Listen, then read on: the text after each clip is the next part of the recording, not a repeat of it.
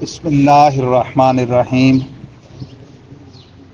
الحمد للہ وحدہ والصلاة والسلام علی من لا نبی بعدہ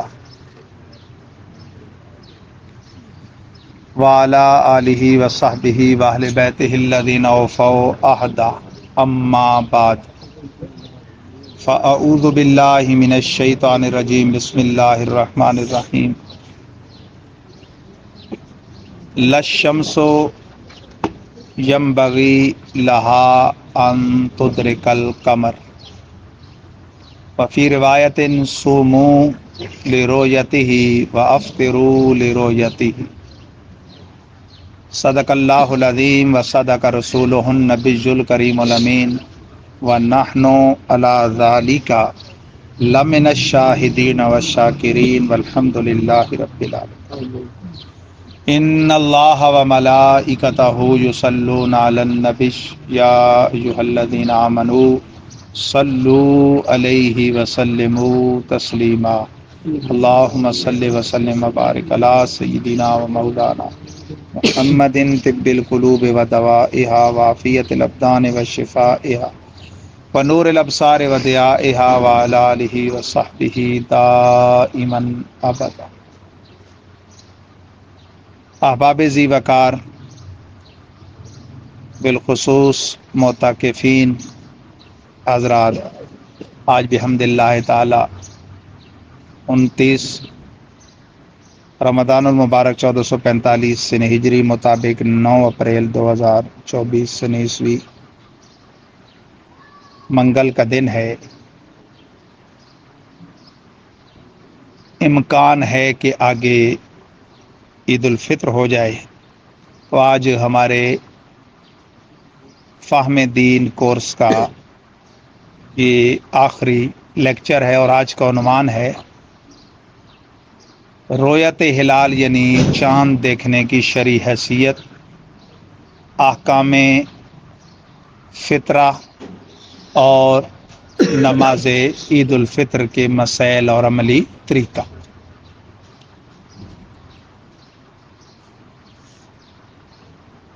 پڑھی گئی آیت کریمہ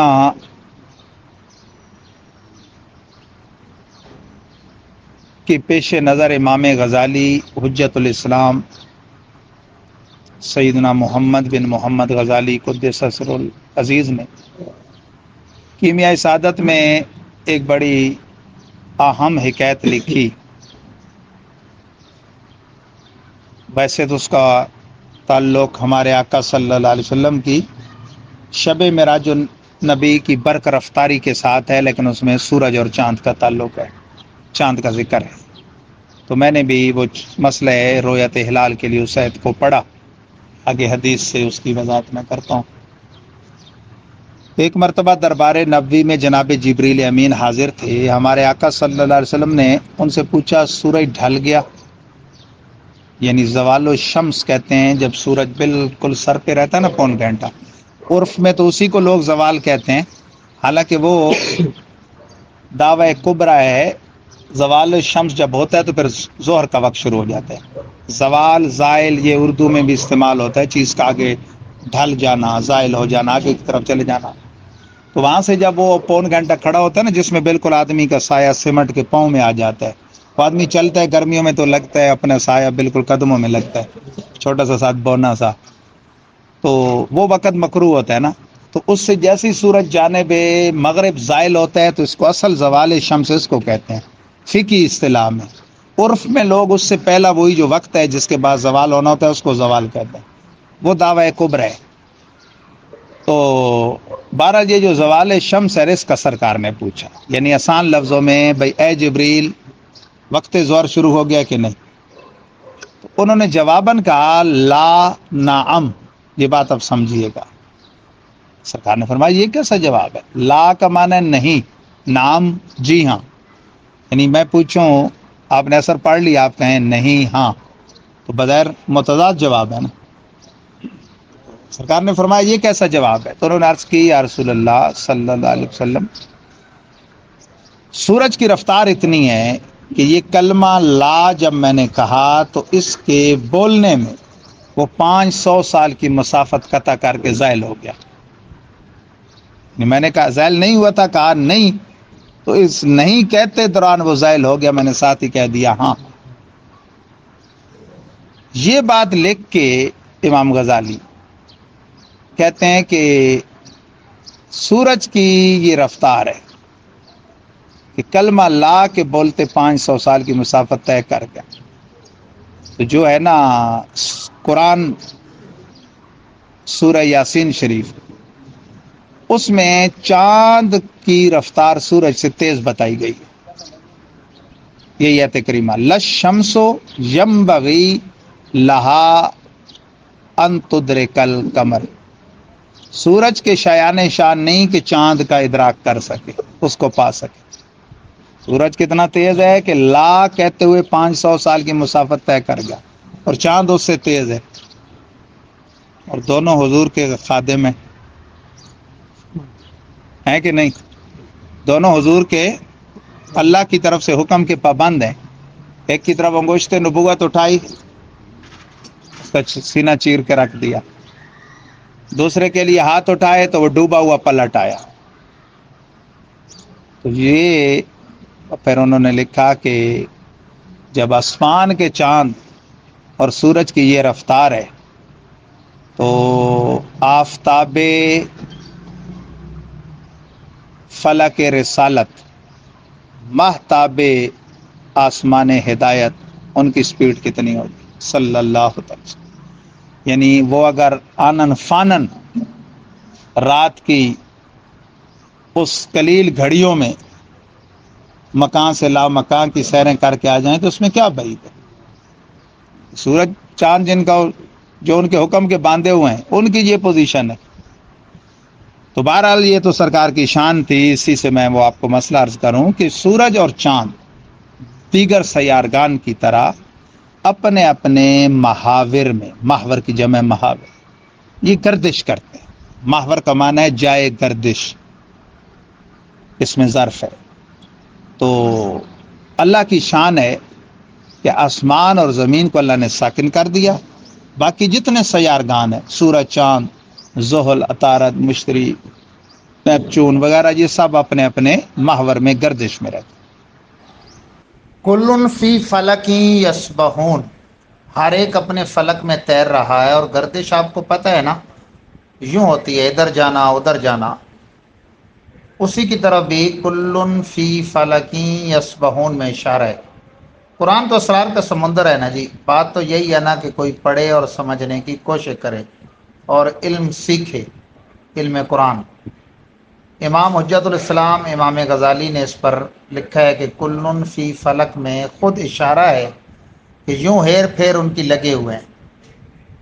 کلن میں دیکھیں کاف لام، فی میں فا یا فلک میں فا لام کاف. تو ویسے اس کو کہتے ہیں نا آسمان کو فلک، فلک فا لام کاف. کلن فی فلک کو آپ الٹ پڑھیں، آخری کاف اور لام، پھر فلک کا فا اور فی کا یا، پھر فی کا فا بچ گیا، کل کے لام کے ساتھ ملائیں، اور پھر کل کا کاف فلک. کلن فی فلک بالکل آخر سے شروع کی طرف آئیں، پھر کلن فی فلک بنتا ہے. تو یہ ہیر پھیر لگی ہوئی ہے، ادھر سے ادھر ادھر سے ادھر. یہ تیرنا ان کا اس آیت نے بھی بتا دیا. تو کواکب سیارگان اپنے اپنے مدار میں وہ تیر رہے ہیں، اللہ آسمان و زمین کے کہ وہ ساکن ہے. آج کے بعض نادان سائنسدان بڑا ٹل لگاتے ہیں زمین کی حرکت پہ، حتیٰ کہ اسکول کالج یونیورسٹیوں کے نصابوں تک میں یہ بات لکھ دی. یہ بات بالکل گمراہی والی بات ہے.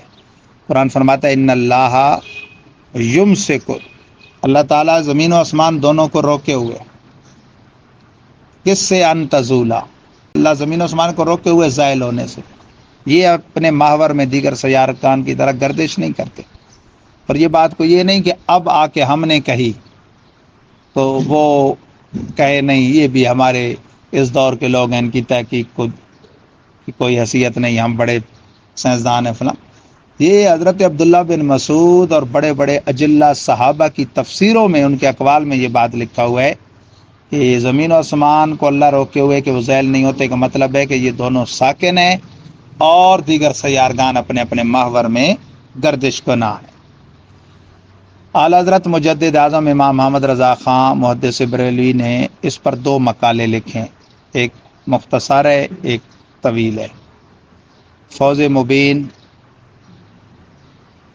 در رد حرکت آسمان و زمین، اور وہ ایسے مقالے ہیں کہ علوم قدیمہ و جدیدہ دونوں کا ماہر سے ماہر بندہ بھی ان کو پڑھے تو اس کی عقل دنگ رہ جائے۔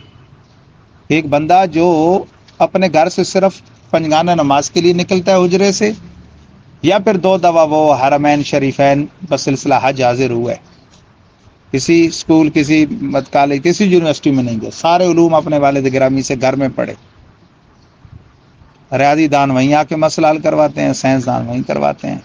یہ ابھی چلی ہے نا 8 اپریل والی بات، قیامت بھائی بپا ہو جائے گی، گویا قیامت صغریٰ کا منظر ہوگا۔ یہ اعلیٰ حضرت کے دور میں بھی ایک سائنسدان نے چھوڑی تھی۔ اعلیٰ حضرت نے اللہ کی رحمت پہ بھروسہ کہہ کے فرما دیا کہ اس دن زندگی عام معمولاتی نظام پہ رہے گی، کچھ تھوڑا بہت معاملہ بھی نہیں ہوگا۔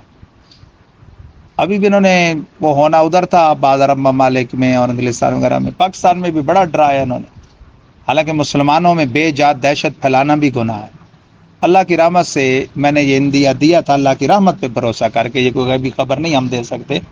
میں نے کہا کہ ویسے جب یہ دیتے ہیں نا پیشن گوئی ہوتا ہے، سورج گہن ہوتا ہے چاند، لیکن یہ جو اتنا ڈرا رہے ہیں نا، اس دفعہ اللہ ان کو جھوٹا کرے گا، ہوگا ہی نہیں پاکستان میں۔ صبح میں جاگا تو ایک انسان ہے، کمزور ہوتا ہے، میں نے کہا یار دیکھ لوں ایک دفعہ، صبح میں نے اتنی بڑی وائرل کر دی ہے لکھ کے تحریر، اللہ تعالیٰ لاج رکھے اور ان کو جو مسلمانوں میں دہشت پھیلا رہے ہیں اللہ ان کو جھوٹا کرے۔ اللہ کا کرم ہوا، کل نام نشان بھی نہیں تھا سورج گہن کا پاکستان۔ تو بہرحال سورج اور چاند کا ہماری عبادات میں بڑا دخل ہے، یہ پورا ایک علم ہے جو آج کل مدارس میں بھی اب درسیات میں نہیں رہا۔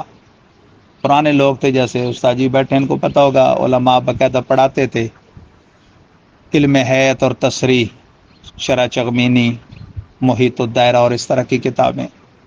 اس کا نام ہے علم حیت و افلاک بھی کہتے ہیں اس کو، اور علم تقویم و توقیت بھی کہتے ہیں۔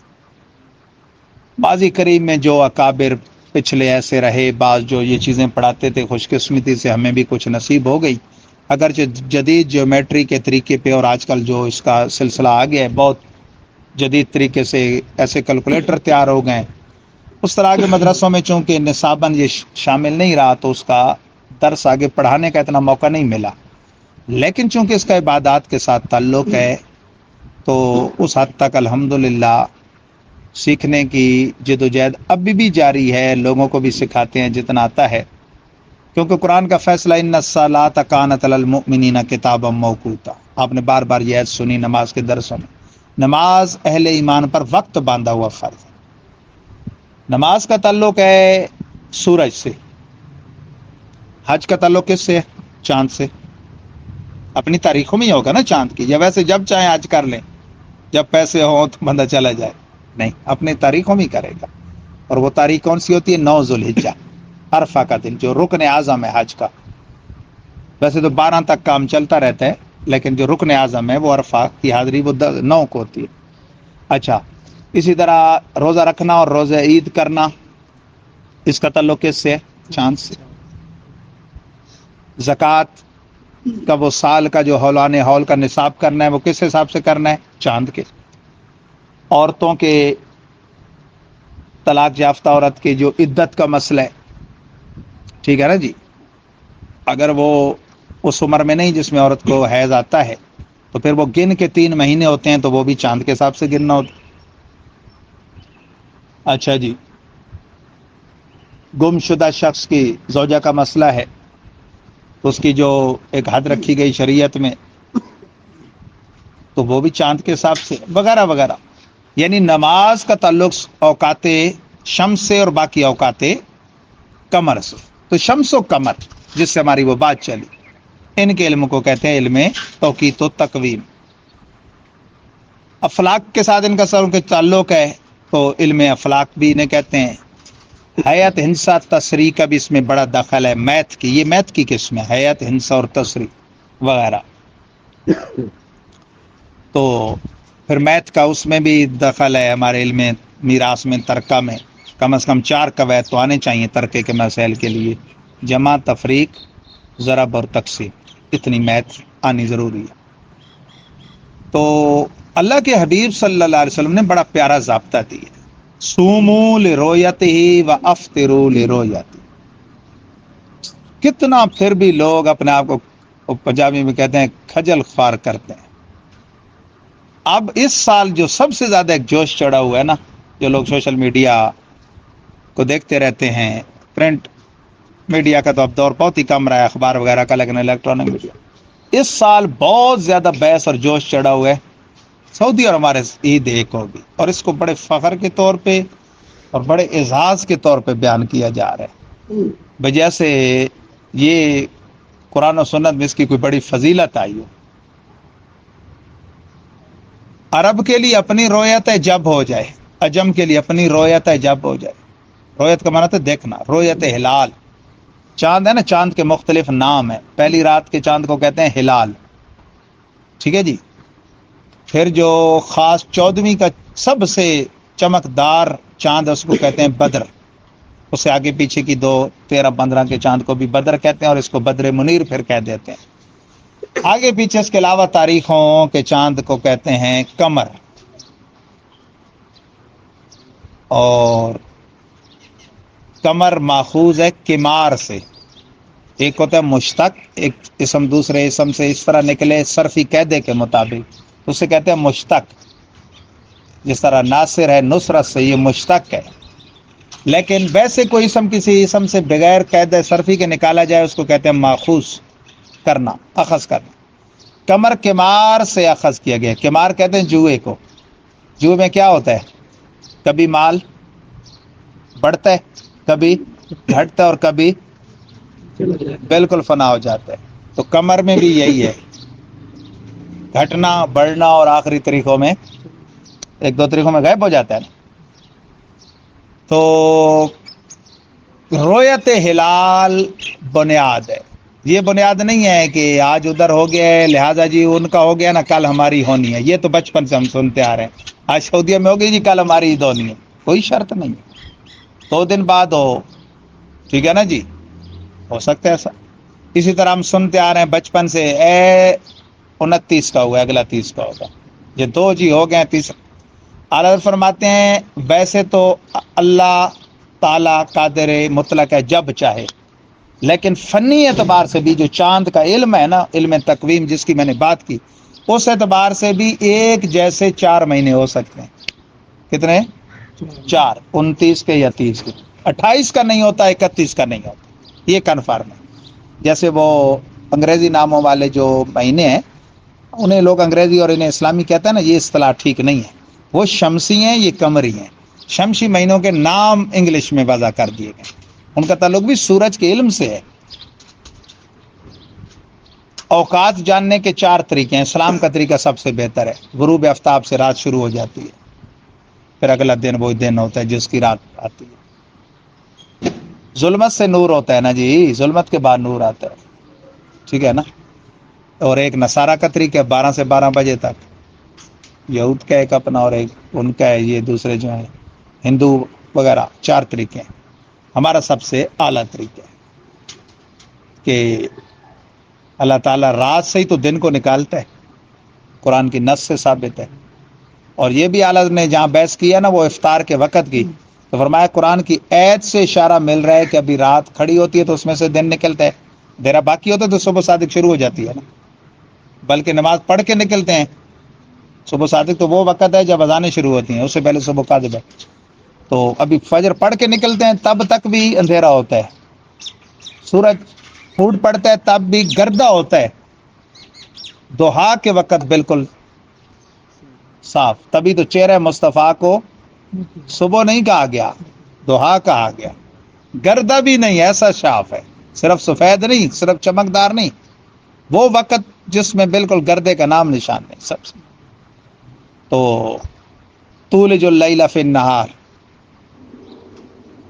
رات کو دن سے نکالتے ہے، تو جو نہار فی اللیل، اور تو کیا ہے مولا دن کو رات سے نکالتا ہے۔ بے شک آپ تجربہ کر لیں، سورج جو ہے وہ ابھی کھڑا ہوتا ہے، ادھر سے تھوڑی تھوڑی اندھیری شروع ہو جاتی ہے، اور اصل رات، حقیقی رات وہ تب ہوتی ہے جب سورج غروب ہو جاتا ہے، اٹھتی وہ بھی مشرق سے پھر۔ تو یہ اللہ کا نظام ہے۔ تو اصل چیز کیا ہے؟ رویت، 5 چاندوں کا دیکھنا واجب کفایہ ہے، 5 چاندوں کا، شعبان، رمضان، شوال، ذوالقعدہ، ذوالحجہ۔ تو چاہیے تو تھا کہ الٹا رویت ہلال کمیٹی کو ہم دعائیں دیتے کہ ہمیں گناہ سے بچاتے ہیں، ہماری طرف سے واجب کفایہ ادا کرتے ہیں۔ ان بیچاروں پہ اتنا تبصرہ ہوتا ہے، اتنا تبصرہ ہوتا ہے۔ حالانکہ میں سب کی تو بات نہیں کرتا، مفتی اعظم پاکستان مفتی منیب الرحمان جو ماضی قریب میں رویت ہلال کمیٹی کے چیئرمین تھے، ہم شخصی طور پہ جانتے ہیں، انتہائی نڈر، بے باک اور بے لو سالم دین ہے، جنہوں نے زندگی گزار دی خدمت دین میں، جس میں یہ رویت ہلال کمیٹی بھی تھی۔ ایک چوانی بھی ان کی تنخواہ نہیں تھی، ایک چوانی جس کو کہتے ہیں۔ صرف یہ ہوتا تھا کہ جب ان لوگوں کو اسلام آباد بلواتے تھے تو کراچی سے ان کو صرف وہ آنے جانے کی سواری کی سہولت ہوتی تھی یا وہاں قیام کی، لیکن انہوں نے یہ کام کیا، اور مشرف جیسے عامر کے دباؤ میں بھی وہ نہیں آئے، کیونکہ جاہلوں میں ایک بات یہ بھی مشہور ہے، جمعے کی عید جی بڑی بھاری ہوتی ہے۔ مجھے یاد، ہم چھوٹے تھے، ابھی درس نامی وغیرہ نہیں پڑھتے تھے، ہمارے اس خطے کے مشہور بزرگ پیر مدر قیوم صاحب رحمۃ اللہ علیہ سے میں نے یہ مسئلہ پوچھا، تو انہوں نے بڑی پیاری بات کی۔ پہلے تو ہم پریشان ہو گئے، ہمارے ذہن میں یہ تھا کہ یہ عوامی بات ہے، وہ کہتے ہیں ہاں بیٹا بھاری ہوتی ہے۔ یہ بھی کہہ رہے ہیں بھاری ہوتی ہے، کہتے ہیں ہاں شیطان پر بھاری ہوتی ہے۔ جمعے کی شیطان پر بھاری ہوتی ہے نا، 2 دفعہ اللہ کے بندے اللہ کے گھر میں جمع ہو کے ذکر کرتے ہیں، بات سمجھ آ گئی؟ جو حالات میں یہ مشہور ہے کہ جی حاکم کے لیے بھاری ہوتی ہے، حاکم میں وقت جو ہوتا ہے وہ جاتا رہتا ہے، تو اسی جہالت کو لے کے مشرف دور میں مشرف نے 2 دفعہ یہ ٹیل لگایا کہ امکان ہوتا تھا چاند کا نا 29 کا، تو بیٹھتی تھی رویت ہلال کمیٹی، اگر 29 کا ہوا تو صبح جمعے کی عید کا اعلان ہو جانا ہے، 30 کا ہو تو پھر وہ ہفتے کی، تو وہ ویسے ہی ٹیل لگاتا تھا، مفتی صاحب پر دباؤ ڈالتا تھا کہ آپ اعلان کر دیں چاند نہیں ہوا تاکہ ہفتے کی عید بنے۔ دونوں دفعہ اتفاق سے شاتیں آئی، مفتی صاحب نے دونوں دفعہ اعلان کر دی۔ تو علماء ربانیین کسی کو خاطر میں نہیں لاتے، بہت اور بھی علماء کی بڑی مثالیں ہیں۔ مشرف دور میں یہ بھی ایک بڑی افراتفری مچائی گئی کہ جناب مدارس میں دہشت گرد پیدا ہوتے ہیں، حالانکہ وہاں بھی واقعی دہشت گرد پیدا کرتے ہیں، ساری دنیا کو پتہ ہے، اور یہ بات حکومت کو ہم سے زیادہ پتہ ہے، اسی تو ان پہ ہاتھ ڈالتے۔ ویسے سب کو ہراساں کرنے کے لیے نا آئے دن وہ اجلاس بلا لیتا تھا، گورنر مقبول غالباً تھا مشرف کے دور میں پنجاب کا۔ تو ایک دفعہ نا ہمارے استاد مفتی اعظم پاکستان مفتی عبدالقیوم ہزاروی صاحب رحمۃ اللہ، جو مفتی اعظم پاکستان مفتی منیب الرحمان صاحب کے بھی استاد ہیں، امیر المجاہدین علامہ حافظ خادم حسین رضوی جیسے نڈر عالم کے بھی وہ استاد ہیں۔ مفتی صاحب کھڑے ہو گئے، مفتی صاحب نے کہا مسئلہ کیا، حکومت کو آئے دن ہمیں بلا کے ہمارا وقت کیوں ضائع کرتی؟ وہ کہتا ہے جی گورنر اپنا جنرل صاحب کو تحفظات ہیں مدارس کے حوالے سے دہشت گرد۔ تو انہوں نے کہا، مفتی صاحب نے کہا جس طرح پیر مدر صاحب نے جواب دیا نا کہ ہاں بھائی بھاری ہوتی ہے، تو پھر کہا کس پر؟ شیطان پر۔ مفتی صاحب نے بڑے مجمع میں کہہ دیا ہاں تو ہوتے ہیں نا پیدا دہشت گرد۔ وہ پریشان ہو گئے سارے مولوی جتنے بیٹھے تھے۔ مفتی صاحب صدر تھے تنظیم المدارس، جو اہل سنت کا بورڈ ہے مدارس کا، وہ دوسرے لال پیلے رومالوں والے بھی بیٹھے تھے جو واقعی دہشت گرد ہیں، وہ پریشان ہو گئے۔ وہ کہتے ہیں جی یہ آپ کیسی بات کر رہے ہیں؟ مفتی صاحب کہتے ہیں کیسی، ابھی تو تم پوچھ رہے تھے، تمہیں تفتیش تھی، اب میں مان رہا ہوں تو تم پریشان کیوں ہو رہے؟ مجھے یہ بتاؤ میں ان دہشت گردوں کا تعین کر دوں تو ہاتھ ڈالو گے؟ یہ بیٹھے ہیں۔ اب اتنی جرت والا کو عالم ہوگا؟ کہتے ہیں یہ بیٹھے ہیں، ان سے ان پہ سامنے قرآن رکھو، اللہ بٹاؤ، یہ واپی دہشت گرد پیدا کرتے ہیں کہ نہیں مدرسوں میں؟ پھر یہ تو جو لوگ گورنر کی بات تھی، وہ جس کا نمائندہ بنا ہوا تھا، اس مشرف کو مفتی صاحب نے ایک دفعہ کہا تھا کہ جی ہمارا ٹائم کیوں ضائع کرتے ہو روز بلوا کے؟ انہیں دھمکی دے دیا کہ کہتے ہیں میں مدرسے بند کر دوں گا. مفتی صاحب کہتے ہیں اور کرو نہ کرو، یہ جامعہ نظامیہ جا کے ابھی بند کرو. جامعہ نظامیہ در و دیوار کا نام نہیں، جامعہ نظامیہ مفتی عبدالقیوم ہزاروی صاحب کا نام ہے. فرماتے ہیں میں درخت کے نیچے بیٹھوں گا پھر بھی طالب علم. تو بہرحال یہ علماء کی جو اوپر یعنی ایک بدگمانی کا ماحول پیدا کیا گیا نا بہت سالوں سے، کہ جی وہ ویسے جی ہم رات کو سوتے ہیں جی صبح اعلان کر دیتے ہیں. بھائی پہلی رات کا چاند اور بالخصوص جب وہ 30 پورے کر کے نہ ہو 29 کا، وہ ہوتا ہی اتنا باریک ہے، وہ چند گھڑیاں نظر آتے پھر وہ غائب ہو جاتا ہے. پھر وہ کبھی جھلک دکھائے گا، اس کے لیے بے شہادت وہ کیسے اعلان کر دیں؟ مسلمانوں کے فرض روزے کا مسئلہ ہوتا ہے، بے جاؤ ان پر یہ بدگمانی. ہاں کوئی ہو ہی ان میں حکومتی ٹٹو جیسے بعض اوقات وہ ایسے بھرتی کر دیتے ہیں، ان کا بھروسہ ہم نہیں دیتے، لیکن ہم اپنے اکابر علماء اہل سنت خوددار جو ہیں ان کا الحمدللہ بھروسہ دیتے ہیں. چاہیے تو یہ تھا کہ ہم مسلمان پھر خود دیکھتے، ان کی تو ڈیوٹی نہیں تھی. جیسے قرآن کا حکم ہے حدیث کا، سومو لرؤیتہ وافطروا لرؤیتہ، روزہ رکھو چاند دیکھ کے، افطار کرو یا نیند کرو چاند دیکھ کے. 29 کو نظر آ جائے سبحان اللہ، اعتکاف والے اعتکاف بھی ختم کر دیں، عید بھی کریں مسلمان. لیکن اگر نہیں تو پھر شریعت کتنی آسان ہے، 30 پورے ہیں جی، پھر آگے ڈھونڈنے کی ضرورت ہی نہیں ہے. پھر بھلے 30 کو آپ دیکھیں نہ دیکھیں، 31 تو ہوتے ہی نہیں. یہ طریقہ ہے. تو 5 مہینوں کا چاند خاص طور پہ آپ دیکھنے کی کوشش کیا کریں. کون کون سے؟ شعبان المعظم، رمضان المبارک، شوال المکرم، یہ ترتیب سے ذوالحجہ اور ذوالقعدہ اور ذوالحجہ. ٹھیک ہے جی، 8واں 9واں 10واں 11واں 12واں. تو یہ بہرحال یہ اپنے مداروں میں تیرتے ہیں اور ان کا پھر وہ عمر کا بھی حساب ہوتا ہے. اب اس دفعہ کی جو سائنسی تحقیق ہے ہمارے علم توقیت و تقویم کے اعتبار سے، وہ یہ تھا کہ رات بڑی بحثیں چل رہی تھیں آج ہو جائے گا نہیں ہو جائے گا. پھر فیس بک پہ چھوڑ بھی دیا، ایک چھوڑی پوسٹ کے جی آ گیا ہے ادھر عید ہے صبح، ایک چھوڑی کہ نہیں آیا جی. اس میں یہ تھا کہ 11 بجے تک اس کی پیدائش کا امکان نہیں تھا رات کل، آج غالب امکان ہے. ٹھیک ہے نا. اب ادھر غالب امکان کا یہ نتیجہ کہاں سے نکال لیا کہ ہماری بھی ان کے ساتھ ہوگی؟ یا تو اپنے حساب سے اگر ہوگا تو ہوگا، نہیں ہوگا تو نہیں ہوگا. عرب میں بھی اسی دن رویا تو عجم میں بھی، یہ تو ضروری نہیں نا جی. دنیا کا کتنا بڑا مدار ہے اور چاند ایک ہے. یہ جو مشرق مغرب ہم سورج کے اعتبار سے بولتے ہیں نا، یہ بھی آپ آسان لفظوں میں، علم توقیت تو بڑا مشکل ہے، آسان لفظوں میں یہ سمجھیں. یہ 4 جانب ہیں. یہ کیا ہے؟ جنوب، یہ شمال، یہ مشرق، یہ مغرب. یہ ساری سائڈ مشرق ہے یا صرف یہ مشرق ہے؟ ساری سائڈ مشرق ہے. یہ صرف یہ میراب مغرب ہے یا ساری جانب مغرب ہے؟ تو سورج دن چھوٹے بڑے کیوں ہوتے ہیں؟ کبھی غور کیے؟ گرمیوں میں دن کیا ہوتے ہیں؟ چھوٹے ہوتے ہیں نا. اچھا بڑے ہوتے ہیں. اور راتیں چھوٹی. اور سردیوں میں اس کا الٹ، دن چھوٹے. یہ مشرق کا معنی ہے جائے شرق، روشنی کی جگہ، طلوع کی جگہ روز کی. مغرب جائے غروب. یہ روزانہ تھوڑا سا دائیں بائیں سے برآمد ہوتا ہے اور تھوڑا دائیں بائیں میں غروب ہوتا ہے. وہاں سے وہ 1 منٹ کچھ سیکنڈ یا 1 منٹ کا روز کا فرق لگتا ہے. یہ پوری جانب طلوع ہے، یہ پوری جانب غروب ہے. جو وہ گرمیوں میں اس کی شرق جانب شمال جائے گی تو اس کا دائرہ بڑھے گا نا، دن بڑھے گا. جو سردیوں میں اس کی جائے طلوع وہ مشرقی جانب جنوب کی طرف گھومے گی تو اس کا دور کم ہو جائے گا تو دن کم ہو جائے گا. یہ آسان مثال سے آپ کو سمجھ آ گئی بات. اسی پر پھر رات کا مدار ہے، اسی پر رات کا مدار ہے کہ جب وہ دن کے اوقات میں جتنی جلدی غروب ہو گیا تو رات اتنی بڑھ جائے گی. ایک بحث یہ بھی ہوتی ہے مغرب میں، مغرب کی جماعت کسی کی رہ جائے تو کہتے ہیں جی قضا ہو گئی.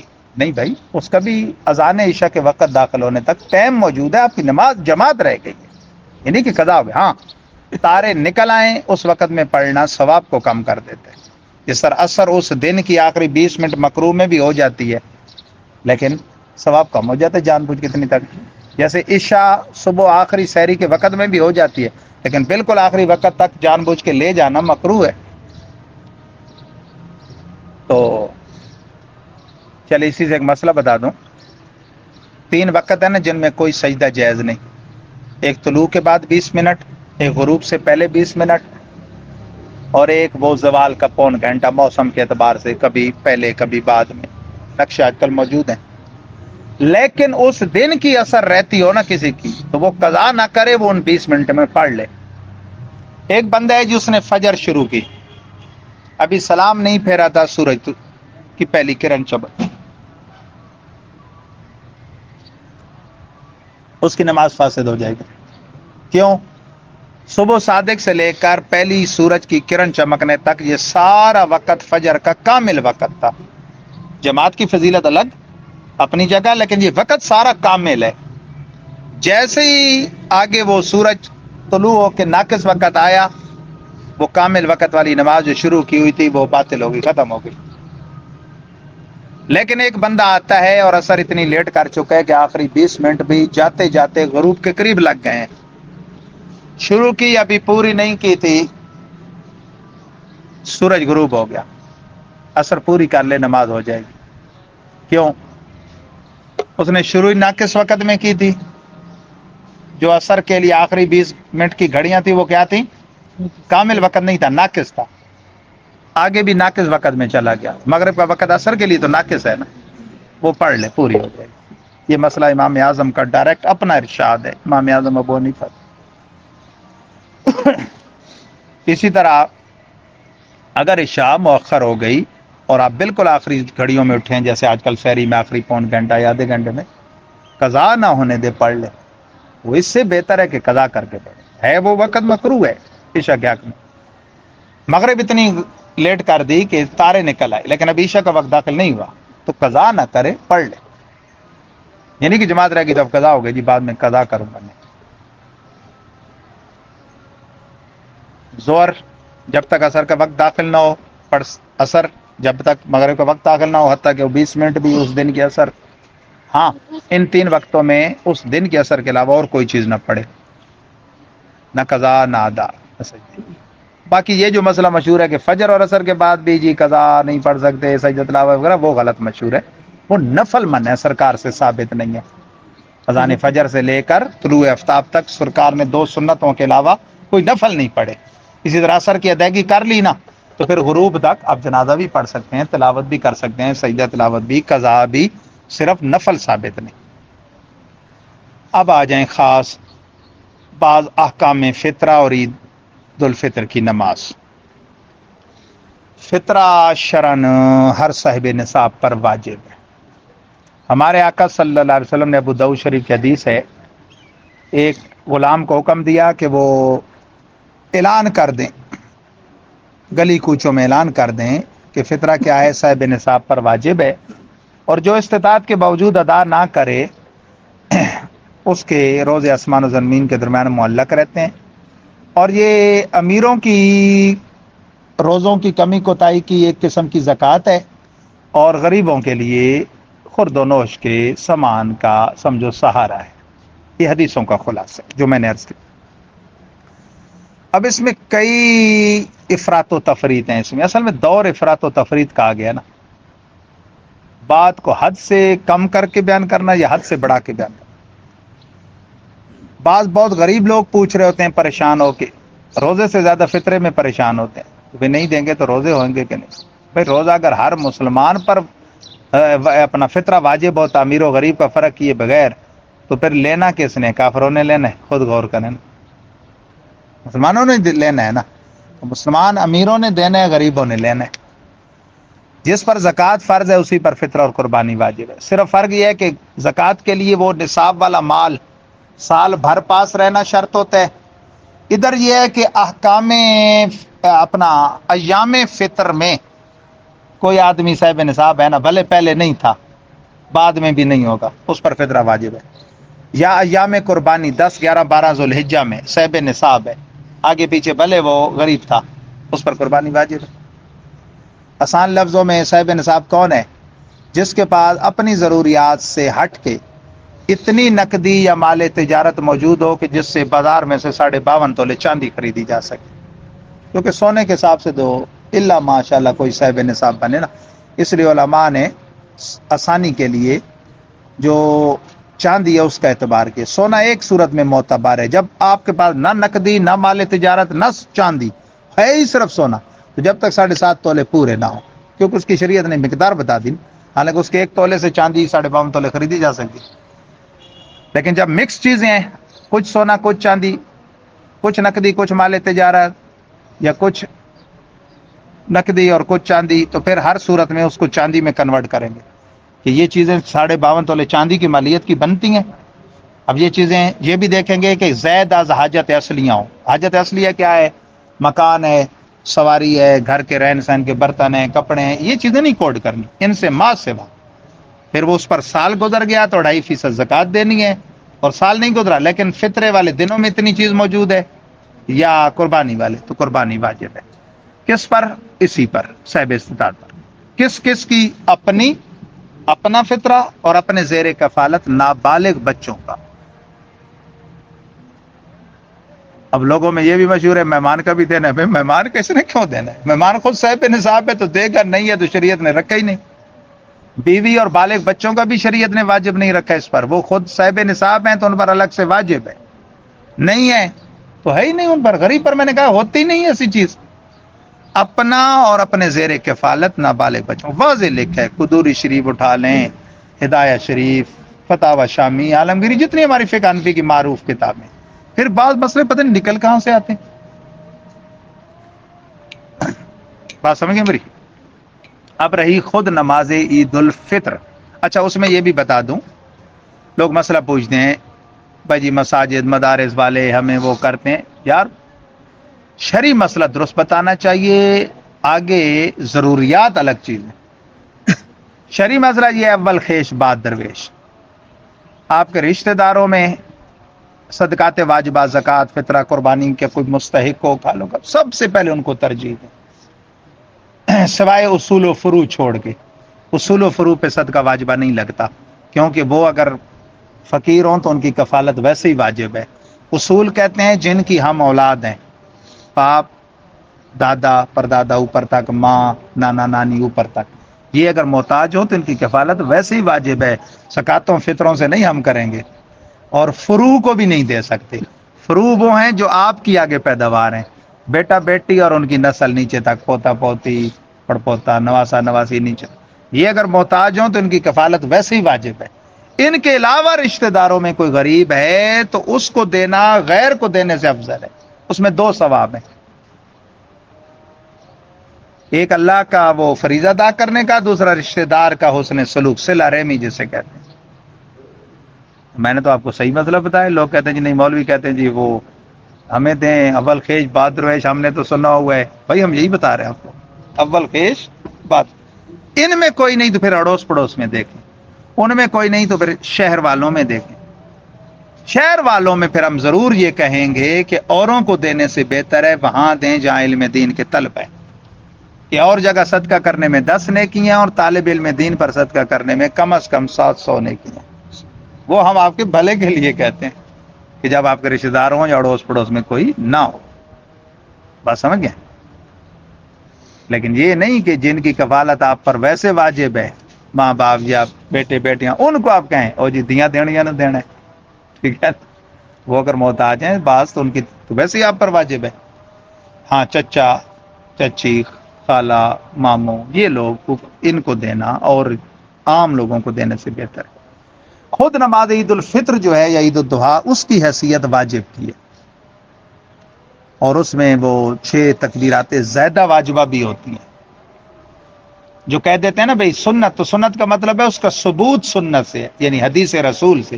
جیسے داڑھی 1 مٹھی فقہ حنفی میں رکھنا واجب ہے، صرف منڈانا گناہ نہیں، 1 مٹھی سے کم کرنا بھی جرم ہے، لیکن اس کا ثبوت سنت سے ہے نا، تو عرف میں کیا کہہ دیتے ہیں؟ داڑھی سنت ہے، یعنی کیا ہے؟ اس کا ثبوت حدیث سے، سنت سے۔ حدیث کو علم کی دنیا میں سنت کہتے ہیں، تو اس کا ثبوت سنت سے عید کی نماز ہے واجب، جس پر نماز پنجگانہ فرض ہے ان مردوں پر عید واجب ہے۔ آسان طریقہ ہے، پہلی رکعت میں ثنا کے بعد وہ زیادہ 3 تکبیریں کہنی ہیں، اور دوسری میں قرات کے بعد پریکٹیکل کرنے، اور پھر اس پہ بعد دعا خیر کر کے ختم کرتے ہیں۔ اللہ تعالیٰ آپ کا اعتکاف قبول کرے۔ جی، عید فطرہ دینا تو بہتر عید سے پہلے ہی ہے، لیکن جیسے کسی نے نہیں دیا تو اس میں قضا نہیں ہوتی، وہ آپ کے ذمہ واجب الادا رہتا ہے، بعد میں بھی دیں گے واجب الادا ہی ہے، وہ دینا ہے۔ اس کی ایک دفعہ پریکٹیکل کرنے نماز 2 کلو گندم یا اس کی قیمت ہوتی ہے، یہ اوسطاً بنتا ہے آج کل جو ریٹ چل رہا ہے 240، آپ 250 دیں احتیاط۔ جی، 2.25 سیر یعنی 2 کلو۔ جی،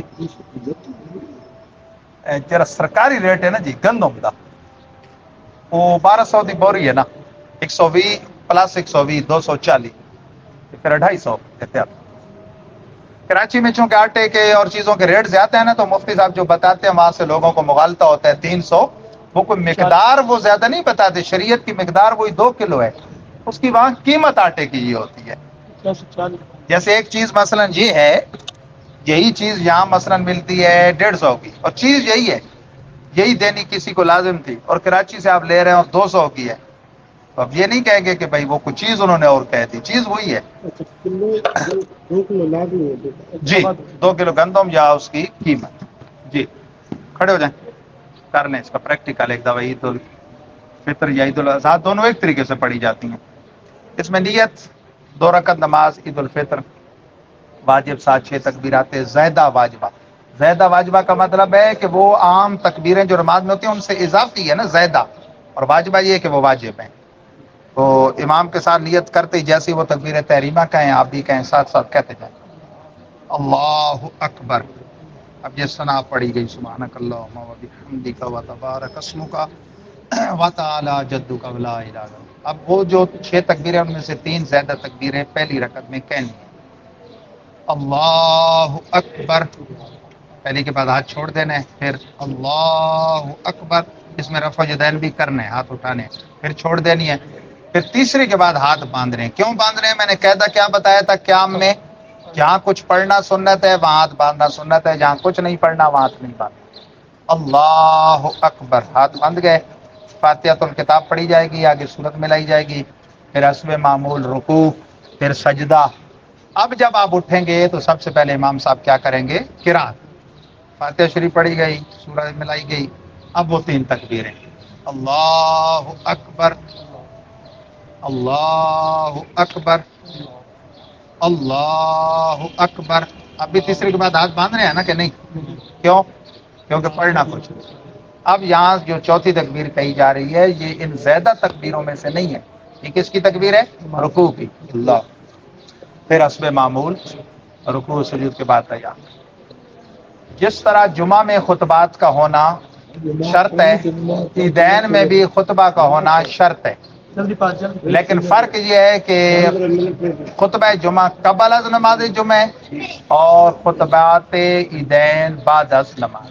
جس طرح اس کا سننا لازم ہے اس کا سننا بھی لازم ہے۔ جس طرح اس کے دوران اپنے فعل یا قول سے رکاوٹ ڈالنا جو سننے میں رکاوٹ بنے وہ منع ہے، اس میں بھی منع ہے۔ یہاں تک حدیثوں میں ہے کہ کسی کو روکنا بھی منع ہے، مثلا اس سے کہنا بھائی چپ کر بیٹھو جی، یہ نہ کرو، یہ بھی آپ کے سننے میں یہ چیز رکاوٹ بنی۔ گردنیں پھلانگنا بھی منع ہے۔ بعض لوگ آتے میری طرح آخر میں ہیں اور انہیں خواہش ہوتی ہے کہ میں صف اول میں امام کے سامنے بیٹھوں۔ حدیث پاک میں بڑی سخت مذمت آئی ہے کہ جو جمعہ کے دن گردنیں پھلانگتا ہے وہ پل صراط کی طرف جو ہے وہ پل بناتا ہے۔ اس کے 2 مطلب محدثین نے بیان کیے، ایک مطلب ہے کہ اپنے آپ کو جہنمی بناتے ہیں، ایک مطلب ہے کہ معاذ اللہ پل صراط پر لوگ اس کے اوپر سے گزر کے جائیں۔ اللہ تعالیٰ محفوظ و معمون رکھے۔ گھر سے نکلتے وقت عید الفطر والے دن کچھ نہ کچھ میٹھا کھجور وغیرہ کچھ تناول کرنا، اور قربانی والے دن آغاز قربانی کے گوشت سے کرنا یہ افضل ہے۔ بعض لوگوں سے روزہ کہتے ہیں، وہ روزہ نہیں، عید کے دن روزہ نہیں ہوتا، یا اگر کچھ پہلے کھا لیں تو وہ گناہ بھی نہیں، صرف افضل ہے اس گوشت سے آغاز کرنا۔ اور دونوں میں ایک راستے سے آنا اور دوسرے سے جانا یہ بھی مستحب ہے، یعنی واجبات میں سے نہیں۔ اور عید الفطر میں اور عید الاضحیٰ میں آتے ہوئے تکبیرات کہنا، جس میں تکبیرات تشریق کہتے ہیں، عید الفطر والے دن ایسا ایسا، عید الاضحیٰ والے دن بلند آواز سے، یہ مستحب ہے۔ اور البتہ عید الفطر والے یا عید الاضحیٰ والے دن باقاعدہ باضابطہ اہتمام کر کے اپنے قریب ترین فوت ہونے والوں کے لیے بنیت تعزیت بیٹھنا، یہ شرن سخت ناپسندیدہ ہے اور اعلیٰ درجے کی، یعنی یوں کہہ لیں کہ جہالت کا مظاہرہ ہے کہ عید یوم سرور ہے، خوشی کا دن ہے، اس کو غمی میں ڈھالنا یہ شریعت کو پسند نہیں۔ ہاں، اصالِ ثواب، خوشی غمی ہر موقع پر کرنا چاہیے، اس کے لیے ایک وظیفہ ہے سبحان اللہ و بحمدہ سبحان اللہ العظیم، جو کوئی دونوں عیدوں والے دن اس کو 300 مرتبہ پڑھ کے اپنے اموات کو اصالِ ثواب کرتا ہے، اللہ تعالیٰ اس کی برکت سے اسے 1000 انوار عطا فرماتا ہے، اور ہر قبر میں بھی اللہ تعالیٰ نور پیدا کرتا ہے۔ اللہ تعالیٰ ہم سب کا حامی و ناصر ہو۔ افطار کا وقت قریب ہے، دعا کریں اللہم صلی وسلم وبارک علی محمد۔ 29 کا چاند بال یقین فائنل ہونے کے بعد مسجد سے نکلیے گا، انشاءاللہ حاضری دیں گے، دعا میں بھی شامل ہوں گے، الوداع بھی کریں گے آپ لوگوں کو۔ تو یہ بھاگنا تو انسان کے زیب ہی نہیں دیتا اعتکاف والے کو، کیونکہ وہ کسی کی قید میں نہیں تھا بلکہ اپنے رب کی رحمت کے دامن میں تھا۔ اللہم ربنا آتنا فی الدنیا حسنہ وفی الآخرۃ حسنہ وقنا عذاب النار۔ اے اللہ، آغاز رمضان سے آج تک فہم دین کورس کے سلسلے میں سورہ یوسف کی تفسیر کے جتنے دروس ہوئے، مسند امام اعظم کے جتنے دروس ہوئے، احکام طہارت و نماز، احکام زکوٰۃ و صدقہ و فطر، صدقہ فطر وغیرہ کے حوالے سے جتنے بھی دروس ہوئے، ان کو اپنے شایان شان شرف قبولیت عطا فرما، کرم فرما۔ انشاءاللہ العزیز کل عید ہونے کی صورت میں 10 شوال المکرم جمعہ کے روز روشن، جمعہ کی نماز کے بعد عصر سے پہلے ہمارے مدرسے کے سالانہ اسباق کا افتتاحی مختصر کی تقریب ہوگی مسجد میں انشاءاللہ نوری میں۔ بالعموم سب جی اگلے جمعے والے دن 10 شوال جی، تو اس سے اگلا رسم بسم اللہ کی ایک چھوٹی سی تقریب ہوگی، سب کو بالعموم دعوت ہے، لیکن اعتکاف والے بھائیوں کی اس دن میری طرف سے ایک سمجھیں ٹی پارٹی ہوگی، تو اس میں خصوصی شرکت بھی کرنی ہے، اوروں کو بھی دعوت ہے۔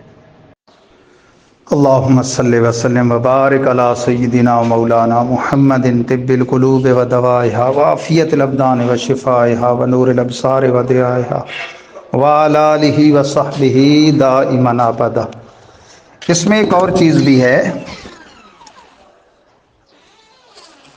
یہ جو اہل ذوق ہیں، اہل ذوق برائے عید سعید، جن کو اس موقع پر آل سعود بے بہبود پیروکاران یہود، ان کی اتباع کا بڑا شوق ہوتا ہے جی، ان کے ساتھ عید کرنی ہے۔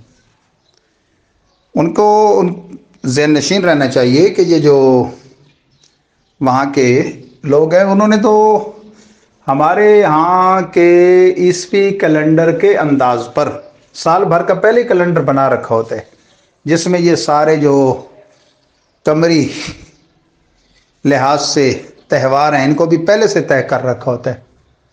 ان کے یہاں رویت کا چکر ہی نہیں، اب وہ آج عید کریں کل کریں وہ ان کا پرابلم ہے، ہمیں اس سے نہیں کہ آج ان کے ہاں ہے ہمارے ہاں کل ہوگی، جیسے پرانی ایک بات چلی آ رہی ہے، آج جی سعودیہ میں ہو گئی کل ہماری ہوگی۔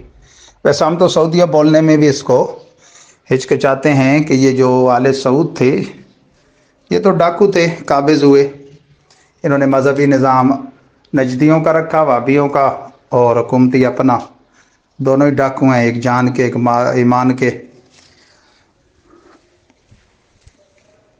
ہم تو اسے عرب شریف کہتے ہیں، اور حرم مکی اور حرم مدنی کو حرمین طیبین کہتے ہیں۔ ہمارے حضرت قطب مدینہ سیدی شیخ ضیاء الدین احمد مدنی یہی فرماتے تھے کہ اسے سعودی عرب نہ کہا جائے۔ جب محمدی عرب، صدیقی عرب، فاروقی عرب، عثمانی عرب، علوی عرب نہیں کہا گیا تو یہ کون ہے بھائی؟ تو بہرحال ان کی پیروی تو یوں بھی درست نہیں کہ ان کا تو رویت ہلال پر مدار ہی وہ نہیں رکھتے اور شریعت نے مدار اس پر رکھا۔ البتہ الزامی طور پہ ہم کہتے ہیں کہ پھر بقرعید اور دیگر تہوار وہ کہ ان کے ساتھ نہیں کرتے، جیسے یہ ہمارے یہاں پشاوری ہمیشہ ہی عید الفطر ان کو سعودیوں کے ساتھ کرنے میں بڑی جلدی ہوتی ہے، اور ہر سال چاند میں انہوں نے اپنی الگ سے کہانی کرنی ہوتی ہے۔ اور یہ پشتون ہمارے جو مختلف علاقوں میں بستے ہیں ان کو دیکھیں تو یہ بھی انہوں نے یکم رمضان سے روزے ہمارے ساتھ رکھے ہوتے ہیں، اور کوئی ان میں سے بہت جو غالی ہوتے ہیں تو ایک دن پہلے رکھا ہوتا ہے، اور پھر اسی طرح عید بھی اپنی کی ہوتی ہے، اور عید کی نماز نہیں پڑھتے کیونکہ یہاں اس دن نماز پڑھی نہیں جاتی جس دن انہوں نے عید کی ہوتی ہے۔ یعنی جہالت دیکھیں ان کی، یہ پیروی کرتے ہیں پیچھے وہ اپنے علاقوں کے پشتونوں کی، اور وہ پیروی پیچھے کرتے ہیں عربی نجدیوں کی۔ یعنی چھوٹا گمراہ تو بڑا گمراہ مل کے یہ ساری خرابیاں کرتے ہیں۔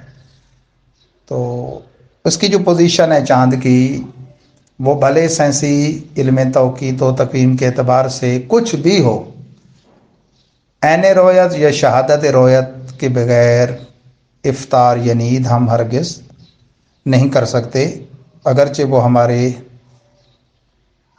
قواعد قوانین جس کی بیس پہ علم کے حیات تقویم کے ہم نے جو اندازے اور اپنے وہ اندیے دیے اس کے خلاف ہو جائے، کوئی آر کی بات نہیں، ہم اپنے سارے اندیے یکسر مسترد کر دیں گے۔ یہ اصل چیز تو رویت ہے، تو قیامت تک ہمارے آقا مولا صلی اللہ علیہ وسلم نے ایک قانون دے دیا، صوموا لرؤیتی وافطروا لرؤیتی۔ اللہ تعالیٰ ایمان پہ ثابت قدمی نصیب فرمائے، ابتدا سے آج تک کے تمام روزے ٹوٹی پھوٹی نمازیں عبادتیں ہماری قبول فرمائے، آئندہ بھی زندگی میں یہ دن دیکھنے نصیب فرمائے، مدینہ منورہ کا رمضان نصیب فرمائے، عید مدینہ نصیب فرمائے، سرکار کی دید کی عید نصیب فرمائے۔ وآخر دعوانا الحمد للہ رب العالمین، وما توفیقی الا باللہ العلی العظیم۔